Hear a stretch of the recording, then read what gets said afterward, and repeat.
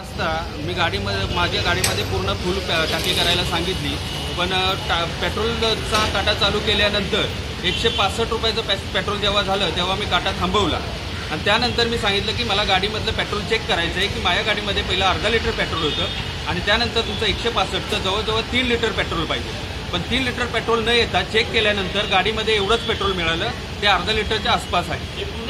आणि 3 लिटर पेट्रोलचा काटा तिथं दाखवला। सीसीटीव्हीचा फुटेज पण चेक करू शकता। तिथल्या कर्मचाऱ्यांना जेव्हा मी विचारलं की तुम्हाला चेक करायचं आहे तर मला त्यांनी या सांगितलं की तुम्ही इश्यू वाढवू नका, तुमच्या गाडीमध्ये पाहिजे तर आपण पुढच्या ह्याच्यावर मशीनवरती जावा, पूर्ण फुकटमध्ये पेट्रोल टाकून देतो, पण तुम्ही इथे इश्यू करू नका। पण हे पब्लिकच्या बाबतीत असंच घडत गेलं तर आज मी गप्प बसलो तर सगळ्या पब्लिकला असंच फसवलं जाईल, तर ह्याच्यावर कारवाई झाली पाहिजे असं मला वाटतं आणि आत्ताच पोलीस स्टेशनला कंप्लेंट केले, पोलीस त्या आरोपीला घेऊन गेले आणि त्यासाठी सगळ्यांनी एकत्र येण्याची गरज आहे। कोपरखैरणे डीमार्टच्या पुढच्या पेट्रोल पंपावरती हा इश्यू झाला।